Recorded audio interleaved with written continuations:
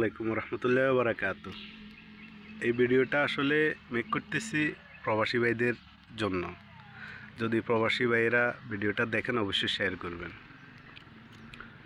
আমাদের দেশে বলতে বিদেশেও যারা করোনা ভ্যাকসিন দিয়েছেন তারা শরীরে চুলকানি, দাউদ, বিভিন্ন ঝামেলার মধ্যে পড়ে গেছেন।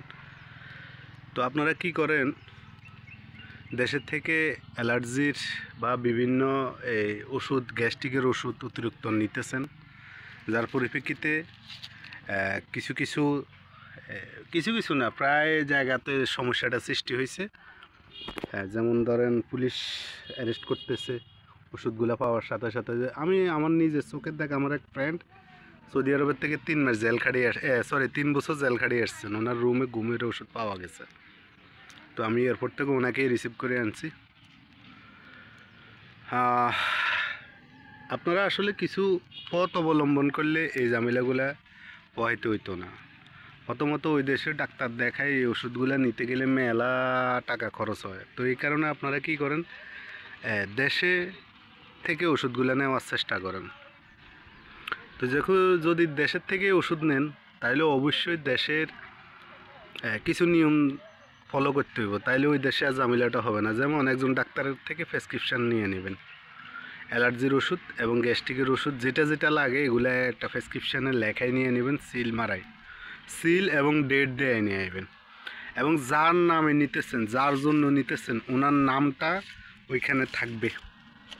ওনার নামটা দিয়ে রাখবেন যেন আকামার সাথে মিল থাকে, আকামা পাসপোর্টের সাথে মিল থাকে, বা বিভিন্ন দেশের আইডেন্টি কার্ডের সাথে, রেসিডেন্সিয়াল যে কার্ড ওটার সাথে যেন মিল থাকে। তাইলে দেখা গেছে যিনি নেবেন উনি আর কষ্ট করতে হবে না। গত পরশু দিনের একটা ঘটনা বলি। জিদ্দাতে 3 ভাইয়ের দোকান আছে, একসাথে 2টা, 3 ভাই পরিচালনা করেন। তো ছোটো ভাইরে কিছুদিন আগে নিয়ে এসে, বয়স তেমন বেশি হয় নাই।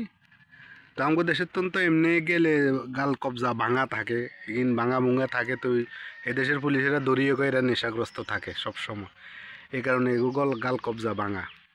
তো এর ব্যাগটা হাতাইছে আর দেখে দেন ঘুমের ট্যাবলেট, গ্যাস্ট্রিকের ট্যাবলেটও, গ্যাস্ট্রিকের মনে 2 কার্টন পাইছে, আর আপনার অ্যালার্জির ট্যাবলেট যেটা ওইটা 2 কার্টন পাইছে। এখন হেরা তো নিচে এটা নিয়ম করেই খাইব, কিন্তু প্রেসক্রিপশান নেয় নাই। যার পরিপ্রেক্ষিতে এখন 3 22 সহ 4 জনেই এখন জেলে আছেন। কতদিন পরে রায় হইব সেটাও জানি না। কয়দিন পরে কি রায় হইলে কি জামিন পাইব না দেশে পাঠাই দেয় সেটাও জানি না। আজকে ফতের ফকির পুরা ফ্যামিলি। অথচ সামান্য একজন ডাক্তারের 500 টাকা হোক 200 টাকা দিয়ে সিল টিল মারে প্রেসক্রিপশন করে নিলে আর এত জামিলে হইতো না। আর অতিরিক্ত ওষুধ নেওয়ার কি দরকার ভাই?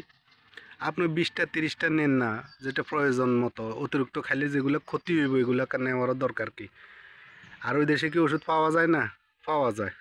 ওই দেশের ওষুধগুলো আবার 1 নম্বর, দাম বেশি ঠিক আছে, কিন্তু আবার 1 নম্বরও। ভালো থাকবেন, আসসালামু আলাইকুম। আর ভালো লাগলে ভিডিওটা শেয়ার করে দিবেন।